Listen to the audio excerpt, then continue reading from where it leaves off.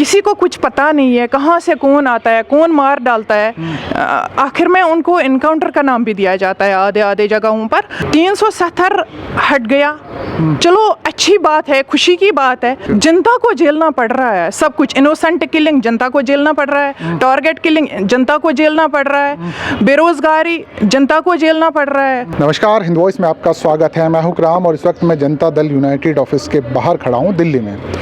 यहाँ पर मैं इसलिए आया हूँ क्योंकि एक लीडर हमारे साथ मौजूद हैं जो कश्मीर से बिलोंग करती हैं। इनसे बात करेंगे कश्मीर के ताज़ा हालात को लेकर, क्योंकि कश्मीर से जिस तरह की फ़िलहाल वीडियो हमारे सामने आई थी और बहुत सारे लोग कह रहे हैं कि आम आदमियों को टारगेट करके किलिंग की जा रही है और वहाँ के हालात क्या हैं, उससे आम जनता पर क्या फ़र्क पड़ रहा है। तो उनसे बात करने के लिए हमारे साथ डॉक्टर दिलशादा मौजूद हैं। उनसे बात करते हैं। पहले अपना नाम बताएँ।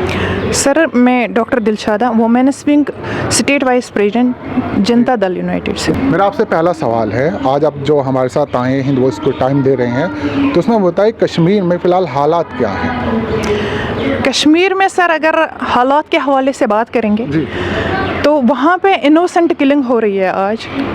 जो लास्ट टाइम आपने देखा होगा डॉक्टर मुदस्सिर गुल, अल्ताफ़ अहमद और आमिर मागरे की इनोसेंट किलिंग हुई है उनकी, और जिसको फिर इनकाउंटर। कश्मीर के थे या आउट ऑफ कश्मीर के थे? जैसे पिछले दिनों तस्वीर हमारे सामने आई थी, बहुत से बाहर के लोग जहाँ पर मजदूरी कर रहे थे, काम के लिए गए थे, उनको भी मारा गया। सर, उनको भी मारा गया। मैं यही बात कह रही हूँ, किसी को कुछ पता नहीं है कहाँ से कौन आता है, कौन मार डालता है।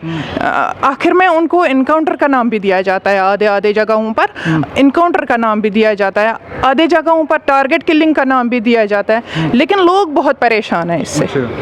आम जनता पर मैं वही पूछना चाहता हूँ, इससे क्या परेशानी आ रही है वहाँ पर लोगों के लिए? लोग तो दुविधाओं में पड़ गए हैं, लोग चिंता में पड़ गए हैं। सुबह अगर कोई इंसान बाहर जाना चाहता है, उसको ये उम्मीद नहीं होती है कि वो शाम को वापस आए ना आए। किसी को ये उम्मीद नहीं होती है, जिसकी वजह से लोग बहुत ज़्यादा परेशान हो रहे हैं। अच्छा, परेशान हो रहे हैं। तो वहाँ पर सबसे ज़्यादा जो सवाल खड़ा हुआ है सिक्योरिटी का। आम लोग परेशान हैं, ये आप लोग ये कहना चाहते हैं? बिल्कुल, आम लोग परेशान हैं। हम वहाँ के गवर्नर इंतज़ामिया से यही अपील करना चाहते हैं कि इस मसले को ज़रा गौर से देखें। पिछले जो राज्यपाल थे सत्यपाल मलिक, वो कहते थे उनके टाइम पे ऐसा कुछ नहीं हुआ।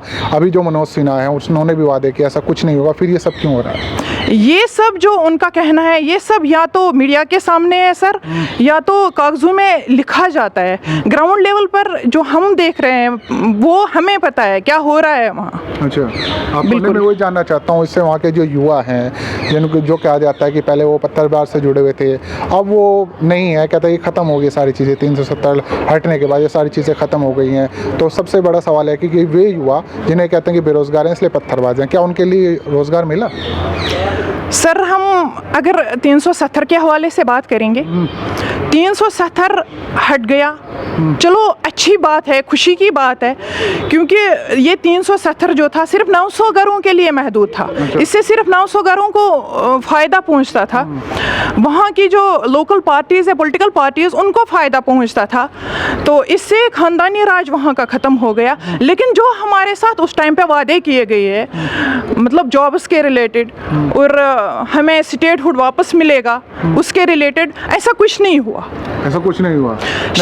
राज्यपाल ने वादा किया था 50,000 जॉब देंगे और फिर यहाँ पर और ज़्यादा इंडस्ट्री आएंगी, ट्रैवल जो टूरिस्ट है और ज़्यादा बढ़ेगा। इनमें कितना इजाफा हुआ है? सर, अभी तो कुछ नहीं हुआ है, क्योंकि शायद हमारी बदकिस्मती है। उसके बाद जो कोविड-19 पेंडेमिक हुआ, तो शायद उसकी वजह से रुका हुआ है सारा काम। उम्मीद तो है हमें, लेकिन अभी ग्राउंड लेवल पर ऐसा कुछ नहीं हुआ है। नहीं, अभी गृह मंत्री ने पिछले दिनों दौरा किया था, अभी कुछ दिन पहले वहाँ पे, वो क्या कहे थे सब कुछ ठीक है। उससे पहले जो NSA थे वो भी गए थे, वो सब कुछ ठीक है। लेकिन आप जिस बता रहे हैं ग्राउंड पे, क्योंकि आप एक्टिविस्ट भी हैं और पॉलिटिशियन भी हैं, तो आप इसमें मतलब किस तरह से बता रहे हैं? फिर जनता तो गुमराह हो जाएगी ऐसे। जनता तो गुमराह हो ही जाएगी सर, क्योंकि जनता झेल रही है। अच्छा। जनता को झेलना पड़ रहा है सब कुछ। इनोसेंट किलिंग जनता को झेलना पड़ रहा है, टारगेट किलिंग जनता को झेलना पड़ रहा है, बेरोजगारी जनता को झेलना पड़ रहा है। सब कुछ तो जनता को ही भुगतना पड़ रहा है। यहाँ से गृह मंत्री जी आए, उन्होंने दौरा किया, उन्होंने क्या देखा? किसी से बात नहीं की उन्होंने, वहाँ के युवाओं से उन्होंने बात नहीं की है। अच्छा। वहाँ के बेरोजगार बेरोजगार लोगों से उन्होंने बात नहीं की है। अगर हम बात करेंगे 2016 से वहाँ पे बहुत ज़्यादा परेशानी है लोगों को। मैं आपको बताना चाहती हूँ 2016 से वहाँ के लोग अंदर बैठे हैं। अच्छा। 2016 में स्ट्राइक थी, वो 17 तक रही, 18 में ओपन था और 19 में फिर से वहाँ पे स्ट्राइक हो गई 370 के हिसाब से। तो 20 में कोविड-19 पेंडेमिक हुआ जो आज तक चलता आ रहा है। वहाँ का युवा बहुत ज़्यादा डिस्टर्ब है। वहाँ के युवाओं ने, वहाँ के बिजनेसमैनों ने लोन उठाए थे बैंकों से, इंस्टॉलमेंट तो बढ़ना ही पड़ रहा है। गवर्नमेंट ने ऐसा कोई कदम नहीं उठाया कि उनका जो है मतलब उनकी इंस्टॉलमेंट में कोई कमी की जाए या वहाँ इंटरेस्ट में कोई कमी की जाए, ऐसा कोई कदम नहीं उठाया है गवर्नमेंट ने। अच्छा, तो फिर वादे तो किए थे कि हम वहाँ पे डेवलपमेंट के लिए इतना पैसा खर्च करेंगे, इतना जॉब्स देंगे, और बहुत सारे वादे तो किए गए हैं। धरातल पे ऐसा कुछ नज़र नहीं आ रहा। आपकी बातों से मुझे ऐसे लग रहा है ग्राउंड लेवल पर ऐसा कुछ नहीं हो रहा है। अच्छा, बिल्कुल नहीं, बिल्कुल भी नहीं। इसके अलावा जो महिलाएं हैं, वो जो लड़कियां हैं खासकर, मैं उनकी बात करूं, वो स्कूल वगैरह जा रही हैं, जॉब्स कर रही हैं, इंडस्ट्री में कुछ हुआ है? सर, अगर पहले हम इंडस्ट्रीज़ की बात करेंगे, वहाँ पे कोई इंडस्ट्री ऐसी है ही नहीं जिस पे 10 लोग जॉब कर सकेंगे। अच्छा। वैसा कुछ नहीं है वहाँ पे। लोग बेरोज़गारी से तंग आ गए हैं, बहुत ज़्यादा परेशान है, डिस्टर्ब है। तो कॉलेज स्कूल तो अब खुले हुए हैं, एग्ज़ाम दे रहे हैं। तो आज एग्ज़ाम का सीज़न चल रहा है, वहाँ पे एग्ज़ाम दे रहे हैं लड़के। लेकिन ऐसी कोई बात नहीं है। मतलब अगर हम बात करेंगे, युवाओं का फ्यूचर ख़राब हो गया। अच्छा। बच्चों का फ्यूचर ख़राब हो गया।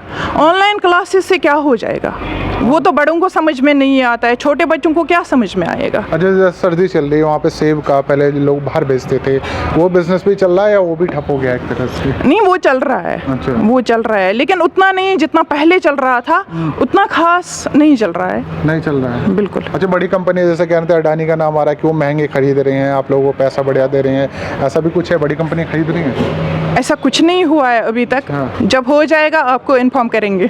अच्छा, बाकी ये बताएं, जो सिक्योरिटी पे भी सबसे ज़्यादा इशू इसी को चल रहा है। एक बार हम फिर वापस लौटते हैं टारगेट किलिंग पे। बिल्कुल। तो इसमें किस तरह का एडमिनिस्ट्रेशन ने, जो लोकल पुलिस है वहाँ पे, लॉ एंड ऑर्डर्स की स्थिति, उसके बारे में एक बार थोड़ा बताएं।